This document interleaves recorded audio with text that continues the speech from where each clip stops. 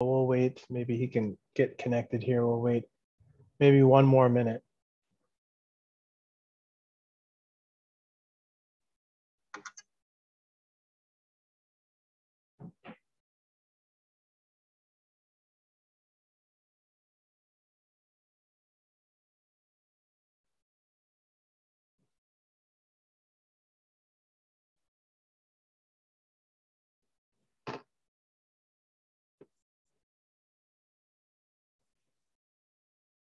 Okay. Oh, there's Ron. Ron's on the line. Okay, great. Welcome, Ron. Ron is with the Department of Public Works for the city. So again, thank you to those that have turned out here virtually for our virtual open house. I mean, one benefit is that we don't have to navigate the snow out there. So that's sometimes not a bad deal to have a virtual open house. We'll try to be respectful of your time, and we'll try to run through kind of some of the high level overview information on the project. But just in review, this is going to be a review of the 2022, so that's this upcoming construction season improvements project for streets and utilities, some sidewalk work in and around 7th Avenue downtown. And we'll show some maps and show you exactly where we're talking about. Just by way of introductions, my name is Morgan Dawley. I'm the city engineer for North St. Paul. I've been with the city since about 2010. So that 12 years went really fast. Proud to be serving the city and the citizens as well too on these types of efforts. And I'll be presenting. However, also important person who would be presenting, but he's losing his voice a little bit. So I'm going to try to save him for maybe some Q&A and more specific questions if things come up. But Mr. Paul Hornby. Paul Hornby is our senior project manager. He's with WSB and Associates, which is the city's consulting engineering firm. Paul has, this will be Paul's second project in North St. Paul. He also led the 2020, which also had some work last year in 2021, 7th Avenue and Margaret Street improvements project that was kind of adjacent to and associated with the Sentinel building redevelopment. So he does have experience working with North St. Paul staff, citizens, businesses downtown, working on things like collaborating with the car show.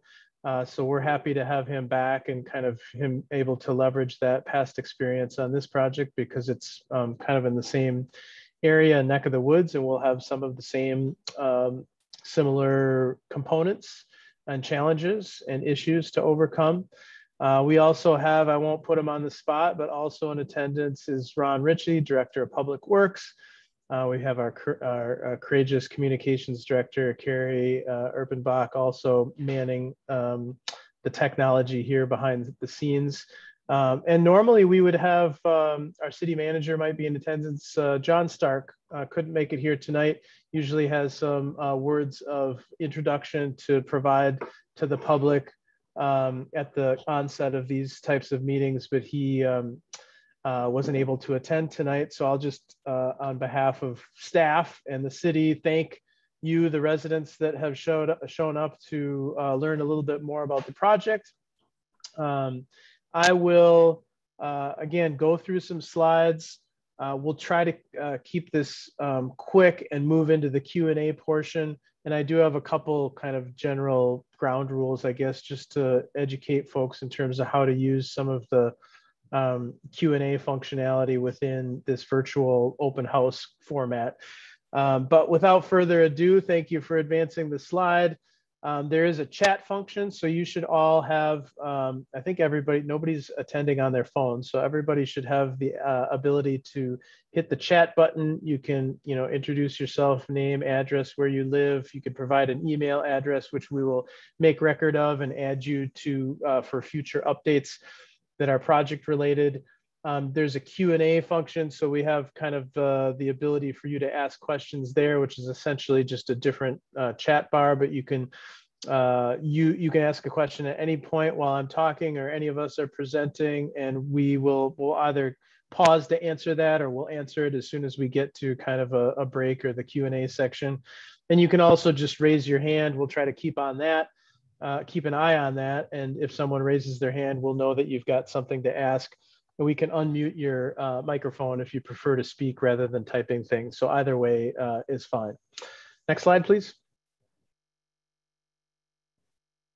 So how to stay informed. So very importantly here, then this goes for all of our projects in North St. Paul. This is one of a couple different projects that are going on right now. Thank you, Bruce, for introducing yourself on the chat. Appreciate that. We'll make note of your email address. But if you want to subscribe, you can also send an email, or I'm sorry, not send an email, but visit the city's website under the city projects page. The URL is there on the screen right now. And you can sign up for updates. You could also send an email, I think, to that email address, projects@northstpaul.org. And Carrie or other city staff will make note of that. We also have a phone number as well, 651-747-2485. That's kind of a 24/7 voicemail box. You can, make questions or ask questions, make comments, communicate concerns. These can be just kind of general things, prior to the project or as we're kind of moving into work, or a lot of times we get some feedback from residents as well too during construction, and that's important too. We have on-site construction representatives that usually are available either by phone, or certainly they interact with business owners and residents every day while the work is going on. But we can take commentary or questions, or even address issues if we know about them through kind of constant communication. So that's always important. I want to emphasize that and promote that the more that we know, especially if it's planning for something ahead of time, like Bruce mentioned, he's involved with history cruisers and the car show. And so the coordination between project staff and the car show is going to be very important. We've already started talking to those folks, and that will continue. But even if, you're a business owner, or if you're a resident in and around the area, if we hear from you ahead of time, or even if it's while something is happening, we can kind of get the resources to address that issue or take a look at it with you. Sometimes, same time or within a matter of hours, or maybe sometimes even minutes, depending on what the issue is. We certainly want to make sure that you understand that the lines of communication are always open at the city. Next slide. Okay, so real briefly, we'll have a presentation at the front end. I'm going to try to go through it much faster than I did the last meeting that I did. We'll have some frequently asked questions. That takes a little bit of time, but usually that answers most of the questions that we get. And we've compiled those kind of in past projects. A lot of them happen to be kind of similar information. We have a video, kind of an entertaining video, which we will show at the very end. It's about 5 minutes long. It's not really 10 minutes long. And then we will have some open Q&A. And actually, in fact, I might switch this up, guys. I might do the Q&A before the video. The video is more like kind of entertainment. So I want to make sure that we get to the point where people can, if they do have specific questions or things that they need us to make note of, that we get to that sooner rather than later. So I might switch things up. Sorry for the last minute change. Okay, so a review of the project area. So as I mentioned, we are calling this 7th Avenue Improvements Project for 2022. This is a little bit further west or southwest down 7th Avenue than the last project that ended up about 400 feet east of Helen Street. But we're picking up where that project left off, and we're continuing down 7th Avenue to about 1st Street, which is where the other project that was in 2020 that was recently completed last year by local contractor Shifsky's. They actually, there's been that gap in between the two projects. So one of the purposes for this project is to fill in that gap between what was done on the two other projects, but also make some improvements on Helen Street in between Sepulveda and 4th Avenue. We've got some opportunity in the alleyway behind 7th Avenue, just off of 4th Avenue there, to fix some things that need to be addressed as well. And then also take care of that one block section from 4th Avenue back to Margaret and the intersection there of Margaret and 4th Avenue. So really, this is kind of a filling in the gaps project where between some of the things that happened in and around the Sentinel project and also the other reconstruct project between First Street and 3rd Street, I guess, up and down the hill there on 7th Avenue. This will really kind of connect the dots on a lot of pieces and really kind of help complete that. I don't know if you want to call it just a reset or a little bit of an infrastructure facelift on the downtown, at least the western portion of downtown up to about Margaret Street. In the future, there may be projects on 7th Avenue and some of the surrounding streets moving east between Margaret Street and Century, but those are yet to be contemplated and or scheduled or budgeted for. So I think that may be happening at some point, but nothing really scheduled at this point in case you are interested. Next slide, please. So what are we going to do here? So the proposed improvements is basically to fix the roads. We've got a mixture of concrete pavement and asphalt pavement. You can see with some of the pictures here that there's a lot of patchwork, a lot of localized kind of failed or distressed, we call it distressed pavement piece sections or pieces that have already failed, and Public Works has had to go into maintenance mode where they're filling potholes probably on a regular basis. A lot of pothole patching has to be conducted on an annual basis or every other year basis because of the weather in Minnesota. So really this is an opportunity to start over. These roads are, I don't know, between 50, 60, 70 years old, out of something in that range. Different streets might be slightly newer or slightly older than that, but that's about average. So they've definitely lived their life. And they have gotten to the point where they certainly are candidates for this full reconstruction. So whether it's concrete or asphalt, that concrete would be reconstructed in kind. I believe we're extending the concrete pavement a little bit further south than on Margaret Street. Yes. Yes, thank you, Paul. You are losing your voice, aren't you?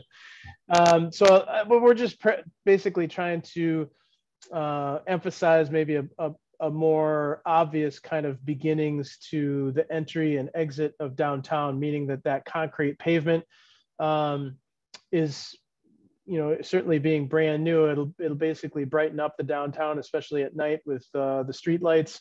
It really kind of lets people know, visitors know that they're in that kind of downtown commerce section for North St. Paul. So that was kind of the decision behind that concrete pavement. But the other kind of side streets, the alleyway that I mentioned certainly would be new asphalt, new concrete curb and gutter. We will be replacing and doing some upgrades to the sidewalks, pedestrian curb ramps, and also doing some landscape plantings. The landscape plantings will actually spill over into that 2020 project area over at Margaret, where the landscaping tree planting was not conducted with that project. We're actually going to pick that up with this project. So you'll see some urban forestry restoration, some landscaping happening all the way back to Margaret Street, even though we're going to be focusing on, from a street and utility standpoint, on some of those portions between Helen and First Street, as I mentioned before. And there's some, it's exciting for us engineers, but maybe kind of boring for the general public, but we are making some upgrades to the utilities. We've got old water main that's lived its life, subject to water main breaks. We've got some ability to improve flow and capacity, water capacity in and around the area. Some sanitary sewer improvements, and also storm sewer and drainage enhancements. So we're trying to basically, when we do have those extreme rain events, we're not able to always eliminate kind of those localized flooding or ponding events, but we can minimize them. We can certainly shorten the amount of time that there might be standing water out there by making these incremental upgrades to our storm sewer system. So those will, just like with past projects, those will be some of the focus areas. And the city's electric department will be looking at making some upgrades and improvements to the street lighting in and around the area. And do we know, Paul, is there any electrical or lighting work outside of the 7th Avenue corridor that has been identified yet, or is that still in progress? Do we know? I don't know that answer yet. Okay, that's fine. Then we shouldn't say. But I think that the electric department is looking, whenever we do a project, they look for opportunities either to upgrade or to, replace or improve either both street lighting and also just the electrical service. So it's not just always specific to street lighting, but they're working on their own track and kind of in partnership with the streets and water and sewer and storm sewer utilities work that we'll be working on as well too. Next slide. Okay, so design constructions, I mentioned kind of at a high level some of these things, but we'll be improving ADA accessibility and number of handicap spots, street parking. We'll be replacing the diagonal parking and we'll be extending that a little bit. We're adding some parking, correct, Paul? Correct. We're adding more parking, getting rid of the rest of the kind of pushing that limit toward Helen as far as trying to get some more diagonal parking in there. And we've eliminated the parallel parking between Margaret and Helen. So right. But there'll still be parallel parking between Helen and First. Right. So and we did look at that, but basically it does make sense to end the diagonal parking at Helen, maintain the parallel parking between Helen and First. But there will be additional parking, which has, been a concern that as things redevelop, as we get more traffic, we get more visitors, that we want to make sure that we maintain as much on-street parking as possible. And we are improving that capacity from a parking standpoint with this project. Let's see if we're improving intersection drainage. I guess that goes to what I was talking about in terms of trying to minimize standing water during rain events. And we're providing an upgraded or updated pavement design for both the concrete sections and the asphalt sections. Next slide. So this is a graphic or a depiction we call it a cross section because it's basically a picture of what it would look like if you took a knife and you sliced down right through the kind of perpendicular to the road, not parallel with the road, but if you cut across the road and then you turned it on its end and you looked at it on its end. These drawings basically just show dimensionally how that space, especially on 7th Avenue, where it's building to building, those are zero setback buildings, meaning that the buildings are built right on the property line. And so between the buildings, we are going to have room for sidewalks, for some landscape amenities. That they show little kind of trees in there, that's not to scale or supposed to indicate a specific tree necessarily, but that's where the landscaping would be located. And then you can see both in that diagonal parking section, how the cars would be situated on either side with a through lane in the middle. And there is a little bit of a buffer there. And all of that is actually a slightly more efficient use of our space than what we have right now. So we're taking advantage of a little bit different standards in terms of designing roads and sidewalks that have been made available since 50 years ago, the last time that 7th Avenue was constructed. And so we're trying to maintain the character, but just being a little bit more efficient with the space available. So the one below that is the same thing, even though there aren't cars parked in the parking lane, that shows the parallel parking spaces on either side, a little bit wider kind of amenity or landscaping area than in the other area. And that's just because we have the ability to work with that area because the parallel parking versus the diagonal parking. So the thought is just increase where we can the green space or that amenity space for the public. And then at Helen Avenue, you can see, I think that's almost identical, if not very, very similar to what we have on Helen Street, and also 4th Avenue as well too, is that's similar width street and then boulevards on either side, and then a sidewalk on either side. Next slide, please.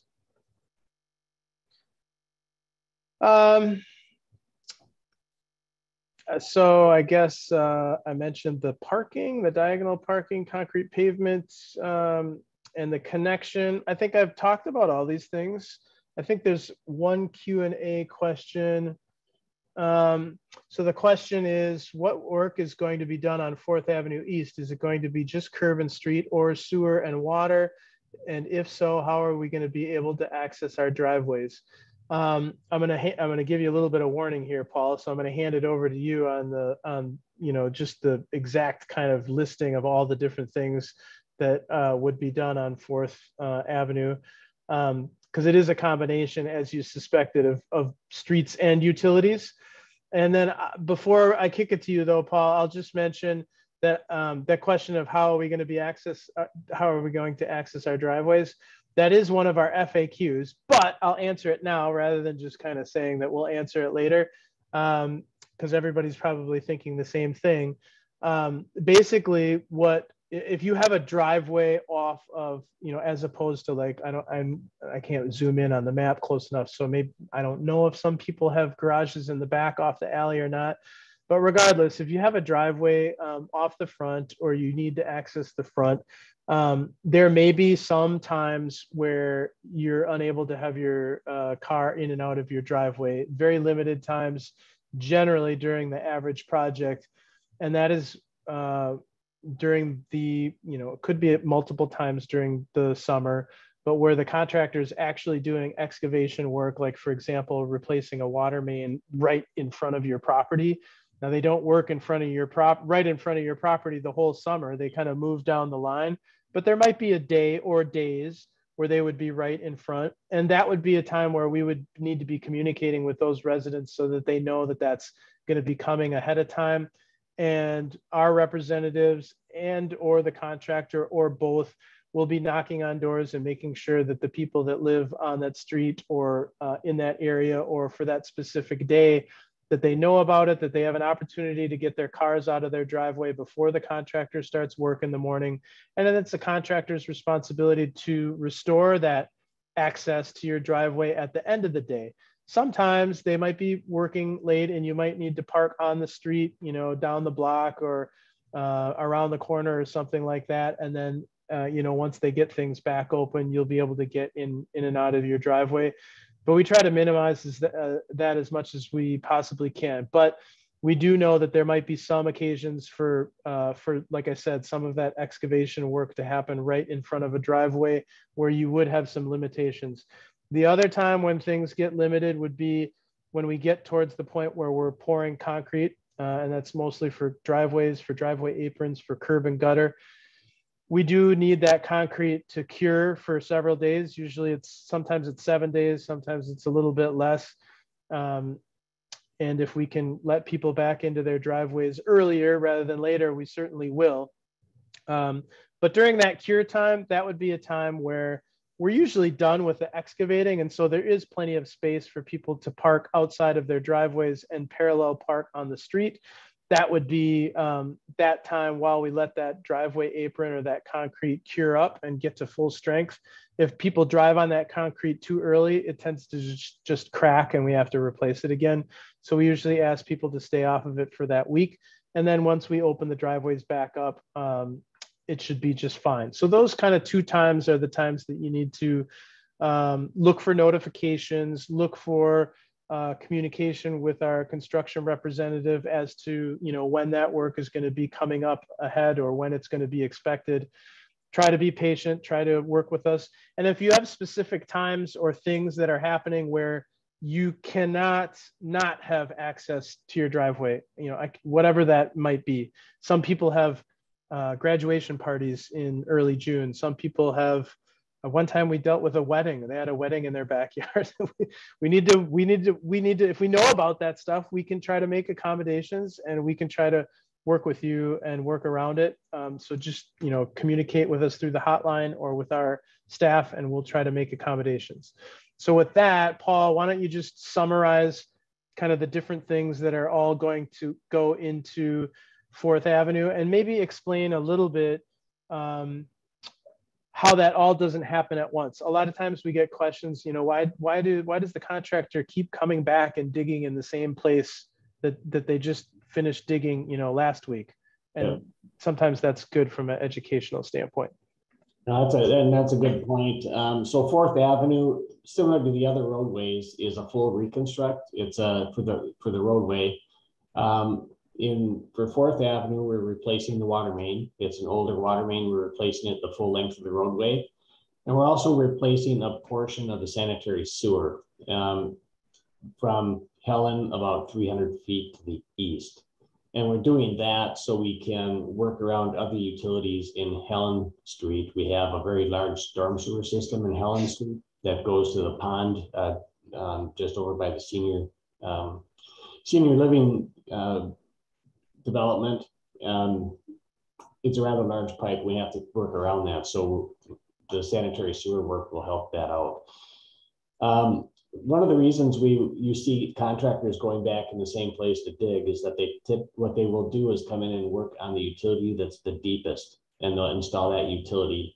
And then when that utility is done, they come back to the next more shallow utility and do that work. And then they'll come back in and do the other one. Sometimes you see them putting sanitary sewer in, backfilling portion of that, and then they come back, put storm sewer in because it's deep, and then they come back and put water main in. And the water main usually has about 7 to 8 feet of cover on it. So that's one of the reasons why you'll see a contractor come back to the same spot. They want to get all of one utility in, come back, put another one in, come back and put the other one in. So, and for the road reconstruction, they'll come in and they'll excavate out for the subgrade and the pavement section. So it will be a drop off there for a while, but they'll come back and backfill with sand and gravel and then come back and pave it after the curb and gutters put in.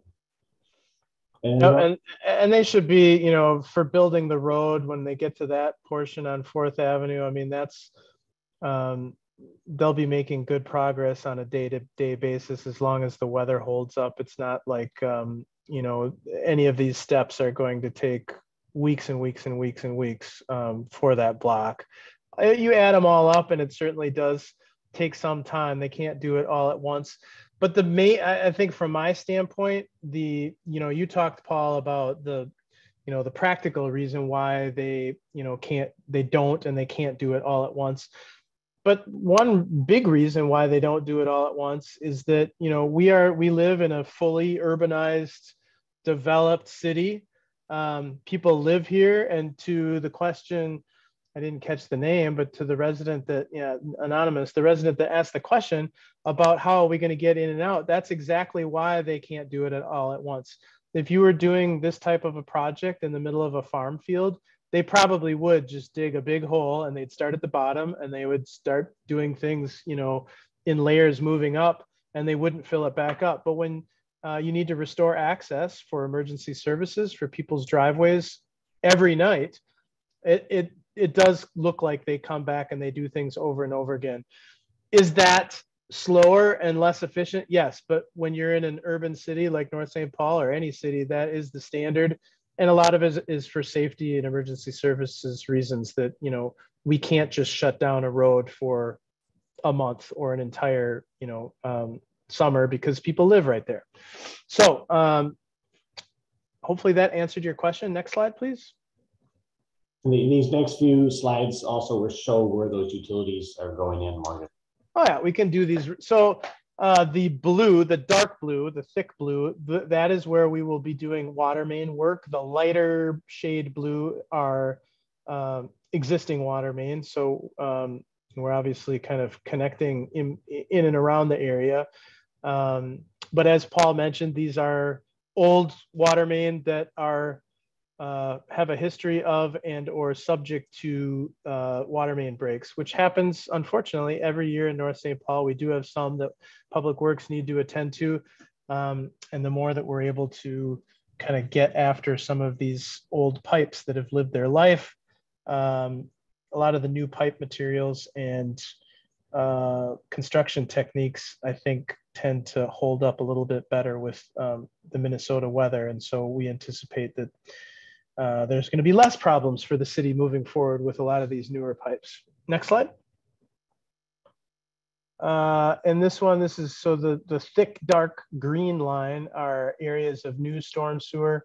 As Paul mentioned, on Helen Street, that's kind of a main trunk line that serves a big portion of the South City there. So we're just kind of taking that across 7th Avenue from 4th Avenue. And next slide. Sanitary sewer, so that is our wastewater system. We just have a small portion there on the western edge of 4th Avenue as it comes up to the intersection. And I believe most of that work is to accommodate some of the new storm pipe as well too. So we have to rearrange things to make them all fit in that section. So the schedule is, so we've been working on this through the winter. We started in the fall. We will be getting to the end of our design cycle and going out for bids in April and awarding a contract in May. And we're looking to start construction early June, I would hope for, which would be pretty much the start of the construction season. And when Paul mentions or puts down substantial completion, that is kind of a technical term. But what that means is that the majority of the work is done, and we will always have one last little layer of asphalt to pave on the asphalt streets. That usually happens the next year. And the reason why we wait on that is because there tends to be some settlement that occurs over the first freeze thaw. You have to worry about that less with concrete pavement, but so there'll be some paving work in 2023 and some punch lists. Those are kind of leftover little miscellaneous things where we go through, we walk the project and we try to find little miscellaneous issues that the contractor needs to fix before we final out and close the contract. There might be some warranty work where we're looking at, workmanship or materials, things that we want to have improved. And sometimes the landscaping and restoration also gets wrapped up in the spring of the second year of the project as well too. But most of, so all of the underground work, the roads, the curb, driveways, I mean, all of the major things, pipes underground will be wrapped up by November, probably at the latest of 2022. So this year. So next steps, we're getting close to wrapping up the plans and specifications, going out for bids. So that will be coming to a council meeting soon in late March or the first meeting in April, something like that. And we'll be awarding a contract in May. So for the public, we'll be through the city's communication portals, we'll be providing more information when we get to that. I think probably more likely May timeframe, when we have a general understanding of a starting date or an approximate start date. And we'll start pushing information out publicly through the normal channels around that time in terms of updated information about, when we think it's going to start. And it gets even more detailed too, as we get more information about, what areas they might start on. So if you're curious or if you want more information, again, I encourage everybody to sign up for updates or visit the city's website under city projects and sign up for updates there. And so with that, is there another one? Okay, so frequently asked questions. And I'll just check for hands up or other questions. I don't think we have any right now. So I'm going to go through these quickly. We talked about the type of work. How much notice will be given? I mentioned that as well too. Look for something around early May timeframe, maybe mid-May. And if you have questions, you can certainly reach out, but we won't have much more new updated information until we get a contractor on board at that time. Next slide. We did talk about driveway access. So just to reiterate, so when we're working on concrete in front of driveways, there's going to be a little bit of a pause there, but there should be ample on-street parking in and around the area. By that time, all of the underground work would be done. And I'm trying to think, Paul, in most cases, we actually have the first layer of asphalt on at that point. Or, well, maybe we're very, very close if we haven't already paved, correct? Right, that's correct. Okay, so the road will be very, very close to finished, and it should be generally fairly straightforward and easy for people to park close to their homes, but out on the street just for that temporary time while the concrete is curing. Can entire driveways be replaced? So this is a question that we've gotten on a regular basis. What we only do, what the city does in terms of replacing driveways, is we only take out or remove and replace what we absolutely have to. Usually that's within the public right of way. It's not, onto the private property. It's not certainly getting up towards people's garages or anything like that. And so we will try to replace in kind what you already have. If you have, it's very rare that there's a gravel driveway, but replace gravel with gravel. We'll replace asphalt with asphalt, concrete with concrete. If it's a concrete driveway, we don't just kind of cut it randomly. We will go to the next kind of logical defined joint line, and we'll match straight in with that, with the existing concrete. Now, the reason why people ask is because they might be thinking about, since we're redoing the streets, maybe they want to redo their driveway and they have a new driveway.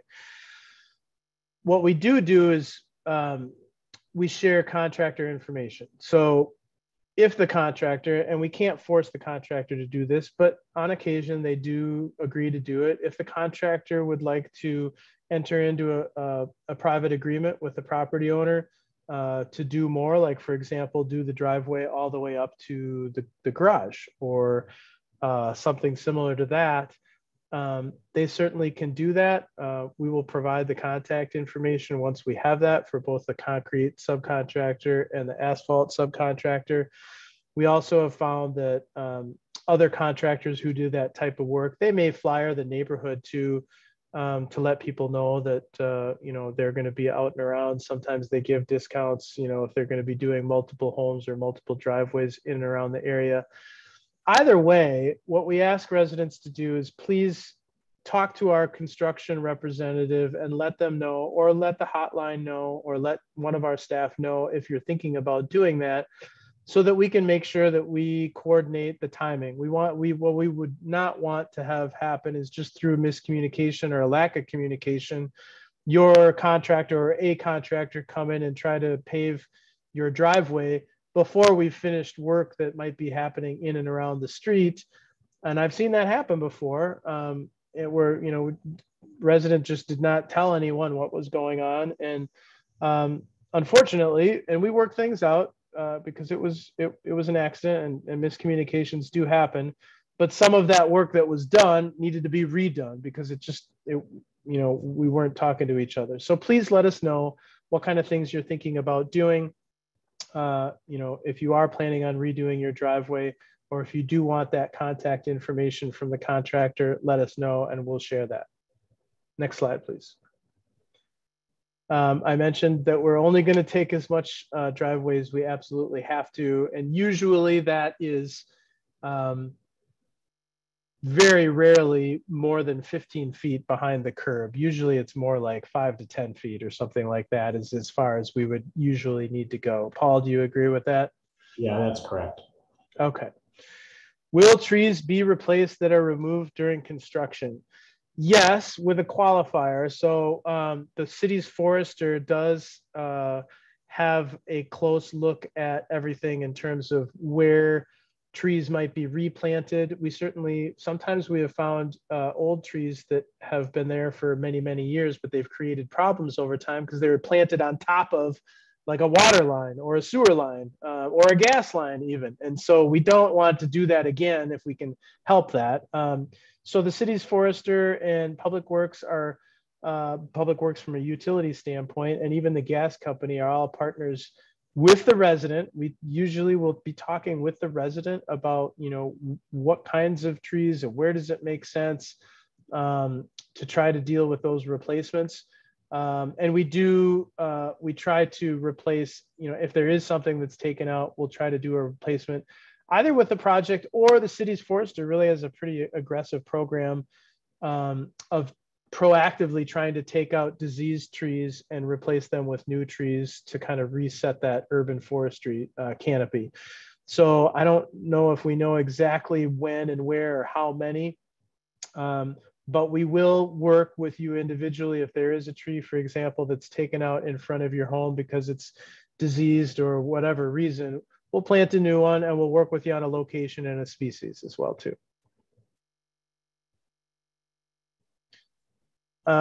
Just for people's reference, maybe it's a lot of people don't know this, but the driveway, or I'm sorry, the driveway, the right of way, which is kind of that area between public properties on either side where the street is, where the sidewalk is, where the utilities are underground. That's public right of way, so that the city has the right to allow public vehicular traffic and public pedestrian traffic, and have public utilities in that area. And that's also where a lot of times the power poles are, and the telephone company and those folks. But the width of that varies throughout the city.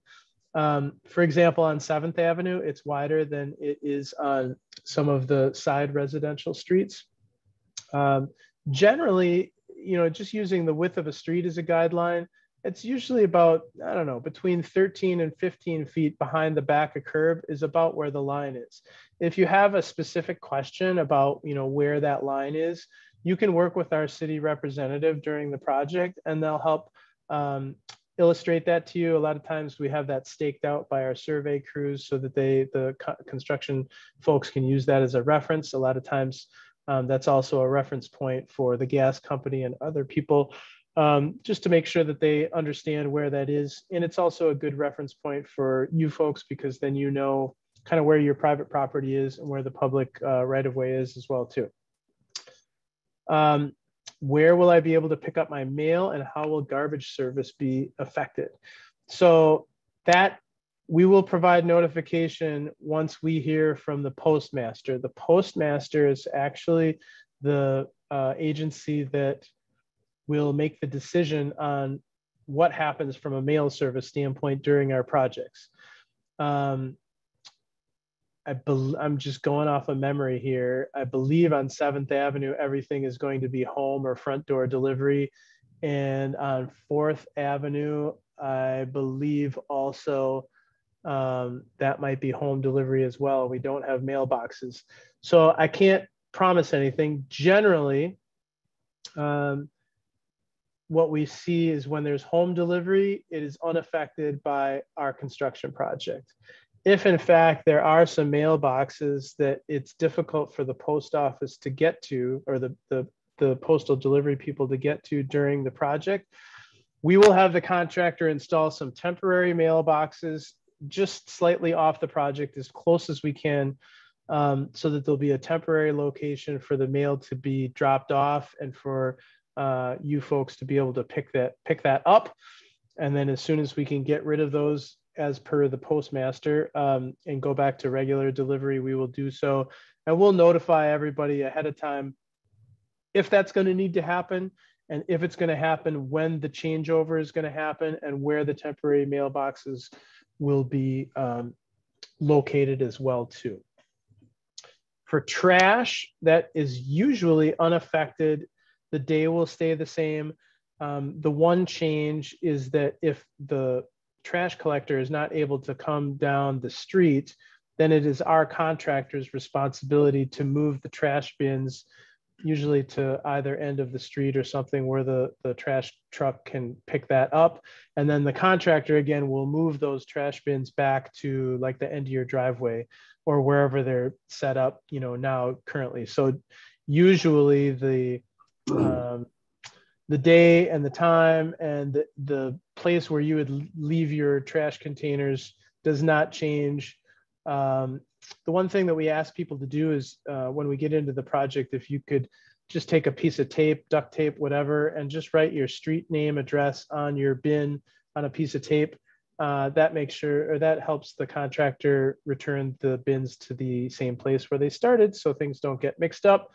And if something does happen, you can always call the hotline or call or talk to our on-site representative. And sometimes it happens that we need to make some adjustments, but we're generally in contact with the trash collector as well too, if we need to make exceptions. Once in a great while, they miss a pickup, and we can get a hold of them and try to work on that. So just make sure that you're in touch with our folks if something like that happens, and we'll try to make accommodations. Okay, so Monday through Friday, 7 a.m. to 7 p.m. is our general work time frame.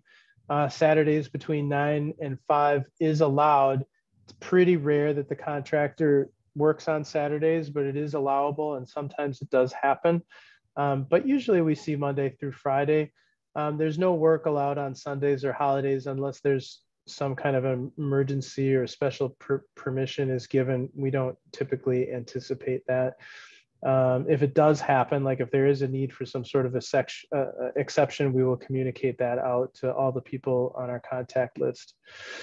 We already talked about the concrete cure time. Let's see, areas of lawn. So we will, anything that we disturb, so if we have to take some edges like behind the curb or adjacent to driveways or sidewalks or things like that that are currently turf or grass, we'll replace that with usually sod. If it's just a tiny little place, we might replace, or we might put down some black dirt and seed. You know, a sod strip is usually 3 feet wide. So if it's something tinier than that, we might just use seed and mulch or seed and topsoil. But typically we'll in restored, you know, front yards for people that are maintained with grass, we're going to put sod back. Important thing to remember for folks is that the contractor is responsible for watering and taking care of that new sod and new grass for 30 days. But after that time period, it winds up being the responsibility of the homeowner. And we'll provide some additional information on how to take care of that new sod. The number one thing that people always forget is that they cut it too short. You know, the new sod tends to get long and a little bit shaggy, and that's a good thing because it's so susceptible to drought and other things that you really need to be careful. If you cut it too short, it will die. And so it's really important, especially after that maintenance period has been transferred from the contractor back to the homeowners, just leave it be. If you do have to mow it, you know, set your mower on the very highest setting, you know, 5-6 inches, something where you would never mow your regular lawn that high. But if you don't adjust your mower on some of those new sod areas and you mow it as short as you mow the rest of your lawn that's been that way for the last 20, 30, 40 years, you will probably kill that sod. And we certainly want to avoid that if we can. If you have irrigation systems, if you have underground dog fences, if you have kind of special landscaping features and things like that, we can work with them. We'd like you to mark them or tell us about them so that we can, if we can, protect them or avoid them with the work that we can or that we will. If we do damage any of those things, we do have allowances within the contract to be able to repair them. Either we can have the contractor repair them or we can work with you if you have a, you know, if you have to work with your irrigation system company, for example, like you want to use your person, we can work with you on that. Again, we have allowances for that. So you just need to communicate with our people. If you do have, like, if you have a green thumb, and some people do, and you got things in your front yard that are like right off the back of the curb or right adjacent to, you know, things within the right of way that you want to make sure are protected, and you want to scoop those up and transplant them or scoop them up and have them potted for that summer, and then you want to put them back afterwards, by all means, you certainly can pull them out of the way. We encourage that. You know, I would say probably before June 1st or before June 15th is probably, you know, that would be ideal to try to get those out of there. And if you want more information, just reach out and let us know. We'll try to help you as best you can. Most people don't do that, but again, if there's special things, just let us know how you'd like to handle them, and we'll try to work with you, or at least understand what is the best thing for you or what you would like to see have happen, and we'll try to make sure that we maintain that. I mentioned graduation parties before. I mean, that's no joke. We've done those. We've done weddings. Some people have had special deliveries, like they need their prescription medicine delivered, on Wednesday of every week, or every other Wednesday, or whatever. FedEx comes and delivers an important package. If we know about that stuff ahead of time, if our construction representative, who's on site every single day and is usually our first point of contact, if he or she knows about that, then they can try to make accommodations to make sure that whatever work is going on that specific day, or for that specific event, or in advance of that event, that the contractor knows about it. And if we can make some accommodations or work around that, we certainly can. And we will absolutely try. Usually it all turns out fine. I guess I can't promise everything right here, 6 months in advance, because I don't know all the details. But if you let us know ahead of time, we can usually make most things happen. When we had a wedding, and the resident was nice enough to tell us like almost an entire year before it was going to happen, but we knew it was going to happen, and it was pulled off without a hitch. It was, and right in the middle of a construction project, and so they had everything that they needed. All their guests had plenty of parking, and yeah, we made that work. So just let us know what kind of things that you have, or activities or special events, and we'll try to be as accommodating as possible. We certainly are talking to the history cruisers, and Bruce, and all the other folks there know how to get a hold of us through City Hall and other channels as well too. So that's a very important event, and we want to make sure that we do the best we can to try to work with them. Now, they know, and we know, that it's not going to be just like there's no construction out there, that there are going to be some adjustments as on the part of the car show, but we'll try to do everything we can to make sure that it's going to be a great year of car shows, and try to minimize some of the issues and concerns that might be coming up on Fridays as a part of these project improvements. Overnight storage and work. Well, I talked about work on the weekend, but if we do need to have things like storm sewer pipe, or sometimes they need to stack, I don't know, loads of dirt or construction materials. They're not going to be using private property. They might use portions of the roadway, like the side of the road or the edge of the road, where maybe parallel parking might be. And usually that's going to be temporary. If there are any problems or issues that you're concerned about, from a public standpoint, or things that you see, let us know, and we can address that. I've had projects where usually the contractor, out of respect for the neighborhood, will locate in some part of the project, hopefully an innocuous part of the project, maybe their own porta potty that they maintain. And yeah, I've moved those after a phone call. We get a phone, like, that's not a good place. And I'll agree, that's not a good place. And the contractor will usually move them. So again, if you see things that you're not happy about, or you can't live with, let us know. And, if we know about it, we can try to address it. Are you changing the grade of the road? The general answer to that is no. There might be minor changes usually for drainage improvement reasons. And when I say minor changes, I mean inches, like a couple inches here or there. Usually less than 6 inches is the most that we might adjust something in many places. So pretty much on these types of jobs, we're not interested in making major changes. We want to replace the old stuff and get it back to new condition, but we're not trying to reinvent the wheel here. And so we're trying to make improvements where we can, but not totally change the character of the road. And I already kind of shared generally what our approach is for the streets and the sidewalks and the utilities. Next slide. Okay, so the email hotline is shown here, projects@northstpaul.org.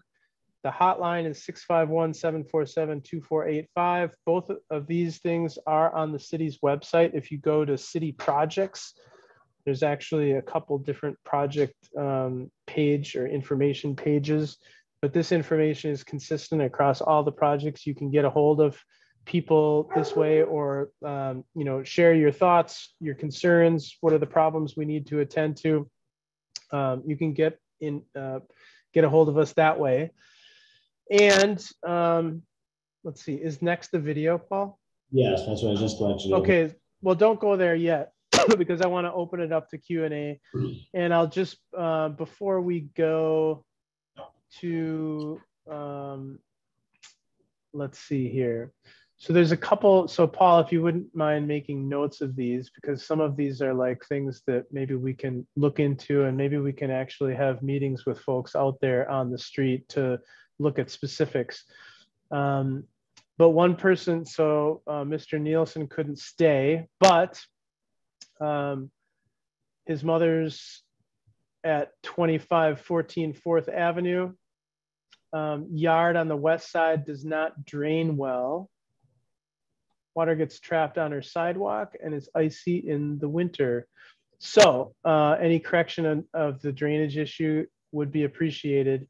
So Paul, make a note of that. And just for the benefit of anyone following along here, usually that is something that, that would be, if we can make an adjustment to improve the drainage, that might be, for example, lowering the road a little bit.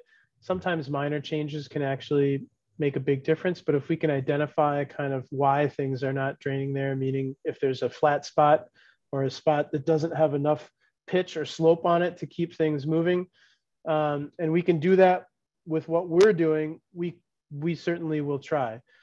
Sometimes drainage issues are up by the house or further away, or things that we can't address, but we can maybe take a look at it with you and see if it's something that might be an improvement that you might have to do, or maybe it's something that could work together, like maybe something that we're doing with the street or the sidewalk in conjunction with some things up on your private property might work well together. So those are all things that we can communicate more on. So Paul, if you'd make a note for that address so we can check the survey and the grades by the sidewalk there and see if we can identify some things, and if we can maybe get in touch with Mr. Nielsen in follow-up. I don't think he left anything specific to contact information, but if we can make a note and maybe you and I can at least be on top of that, Paul, I think that would be a good next step. We have another question, doing some work on the side of the fourth alleyway so they can access from the alley, potentially some class 5.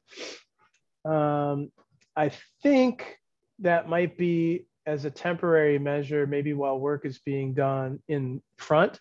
And that is an option, potentially. I guess it depends on whether or not it might impact, other people's yards and or other things, I guess. But we can take a look, Paul, at the alley there to see if there's something that we might be able to do from a temporary access or temporary parking standpoint. Looks like this resident has got a boat, motorcycle, truck, car, so they'd be looking for, a place where they could store those things temporarily during the project. And I think we can certainly look at that. And that would be, if we can identify, like very simply, like you said, with some gravel or class 5 to kind of bridge a little temporary road there, and that's okay with Public Works, I'm certainly open to looking at that. Bruce with the car show is asking, oh, well, Bruce has also got his hand up. Bruce, if it's okay that I give you the mic, because maybe you've got multiple questions and we can kind of handle them all together. I'm not too sure. Carrie, do you have control? Can you unmute? Yep, Bruce? I'm on mute. He needs to unmute himself. There he goes. Hello. Okay. Hi, Bruce. Hi. I was wondering if 7th Avenue is going to be closed, from the start date to the end date, the entire length, Or could we work with the contractor, and if they could start like at the bottom of the hill over on First and work their way eastbound, and if we could have like at the beginning of the car show from if they're not going to be working from like Helen towards Margaret, going eastbound, we could start the car show at the beginning of the season at Helen and work, and we could run the car show eastbound until they need that area. Then we could close the car show, because I know they're going to be working all the way down to about Lily. It would be, it'd be a lot easier to, because why not use that show for the commerce of the community, because we bring so many people in and we have so many visitors, which helps the businesses in our area. Sure. Well, the last coordination meeting that we had was kind of specific to trying to keep it closed end to end, except for if we could open up kind of some of the intersections at different times, we would. I think that we can certainly try to look at that with you guys, Bruce. And what I'm hearing, just to so we're all on the same page, is that intersection of Helen and 7th would be good for you guys to be able to start the show and then moving east from that location, correct? Right. If they want to close 7th Avenue and start the work and work all the way down to Helen, work that whole area and not close the 7th Avenue from Helen to, going eastbound until they need it. Right. That would, yep. that could help out the community and help out, the business commerce driving through there. Yeah, I think that we can certainly look at that. I think that when you look at the types of work and the fact that I think it's only about 400 feet east there, it'll be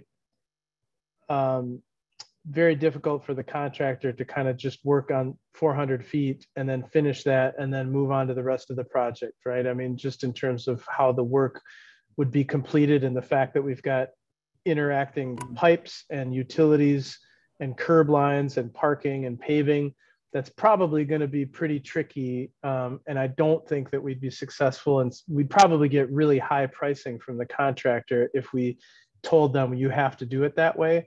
So that's why we started with, let's block it off from end to end to start out with, and let the contractor go as fast as they can to get out of there. And if midway through the summer or as soon as we can pull that back, even if the road's not totally finished, but if it's maybe traversable, especially on a Friday, right? We can certainly work towards doing that. But I think that's going to be a more successful collaboration than trying to specify, do the work in and around Helen and points east on 7th Avenue first and finish it and then move on to the rest of the project. Like, I think the contractor would put a lot of risk and lost productivity, if you want to call, that's why they increase their prices, because they can't finish the whole thing as fast as if they had more full access to it. Now we will, Paul, correct me if I'm wrong, like we're gonna specify that, the car show on Fridays during the summer is an event, just like we did with the last project. And if there are, opportunities to, again, like accommodate that or open that up, I think we're going to want to try to do that. Yeah, we don't need the first, from First to Helen as much, but if we can make it so that one block isn't a one way to drive, westbound, kind of try to do a U-turn and come back, that's a liability. Right. I understand. Well, Paul, we'll have to take a look at that to see what we can do. I understand what you'd like to see, Bruce, and maybe we can make some progress on that. But I also want to make sure too that we don't prolong things. If we allow for some flexibility with the contractor, it could be that, you know, we're able to pull things back and get out of there so you have more access earlier in the summer, as opposed to making them go back and forth. That might, you know, I'm just making things up, but, you know, they might take until Thanksgiving, or maybe they'd be done earlier, like, you know, September 1st, or, you know, I don't know, something like that, October 1st, if in fact we gave them the ability to kind of really have at it and make good progress, and then we can kind of try to squeak them out of that intersection. That but we'll take a look at that and see what we can specify. We just need to kind of balance between value for the city. And we love to working with you. We'd appreciate anything, you know, because we're always happy to work with the city. Well, you guys have been great partners before, and we really appreciate the positive synergy too. So Paul's making notes. I can see he's writing right now, and you know, he's probably already come up with 5 different ideas to try to see if there's something that we can work on with respect to seeing if we can't make that intersection a little bit more accessible at some point. Again, can't promise anything, Bruce, but I think we'll do what we can. And it's February right now. As you know, just with the last project, when we get into construction, there's weekly meetings. We're making adjustments. We're communicating on what's going to happen this Friday, what's going to happen next week Friday, right? And so things will change as we get through the process. Absolutely. Thank you so much for, you know, I'll drop off. Thank you. No problem. And yeah, okay. So I'm assuming that was your question that you also typed in there. So we took care of that. Let's see here. Is there anyone else that wants to raise their hand or has a question for the Q&A bar, or a question for the chat? Doesn't look like it. Well, Paul, do you have anything you would like to add? I'm not going to put Ron or Carrie on the spot, but I think we covered everything. I think I'd like to leave everybody with our short, entertaining video. And Paul, do you think we did a good job here? I think so. I think I covered quite a bit, you know, most of the project. You know, some of the other staging things we have. I know we have a parade coming up toward the end of the summer or early part of the Yep. The fall parade.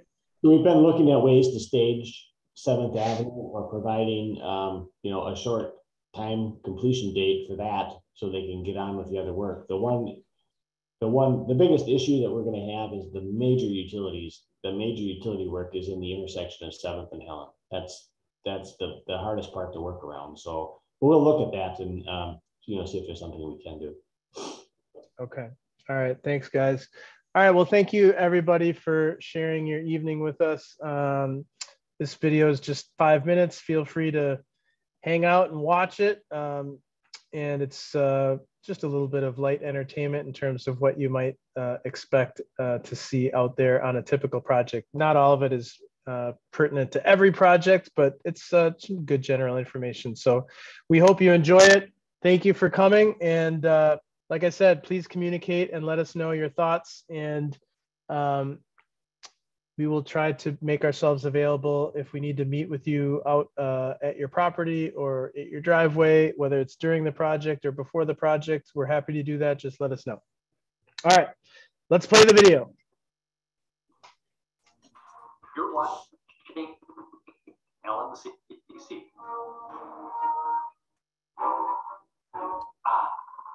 What a beautiful day in Anytown, USA.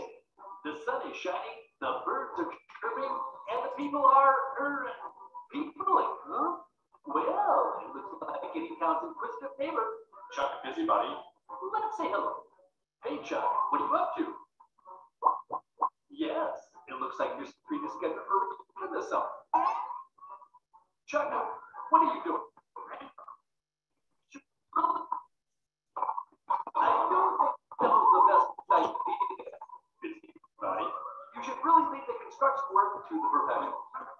Calm down, Chuck. Yes, the street reconstruction process can be confusing, and I'm sure you have a lot of questions. You may wonder,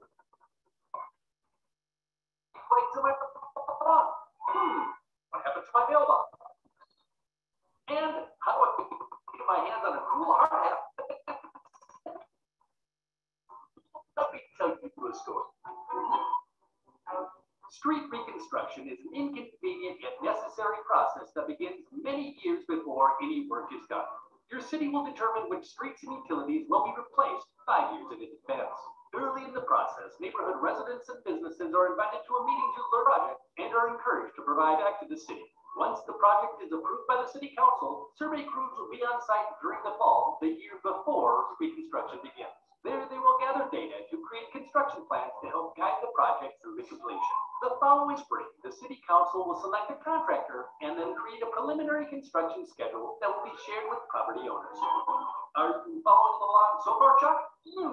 Perhaps you should take some notes. That's better.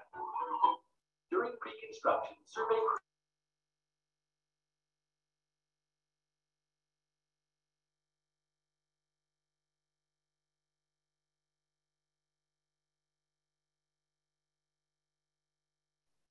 Did we lose the audio? Sure did. Can you send me the link to that individually and we'll post it? I will do that. Yes. It's the same. And just so you know, Carrie, it's the same as the last meeting. I'm not too sure. I think Veronica did have a setting that she recommended that we use last time. And I don't know what that was, but something about maximizing for streaming. So with apologies to the couple people that are still in attendance. Yes, I will, Carrie, I will get you that link of the video here either tonight or tomorrow, if that's okay. Perfect. All right. Well, then that concludes the evening. So thanks, Bruce and Kyle. He's one of our staff members, so he's basically dialed in here as well too. Sorry, Kyle, you got to miss the video. That was actually most entertaining part of the whole project. But thank you, Ron. Thank you, Carrie. Anybody else have anything that they want to say before we wrap it up? No. Thank you, Morgan. I appreciate everything that you do. All right. Get that street done for my parade. All right. I know Paul's on top of it. We got the date. So between you and the crew and the car show, we got our work cut out for us. All right. Good night, everybody. All right. Thank you. Good night, Carrie. Bye, Ron. Bye, Paul. Bye, Kyle. Bye, Bruce.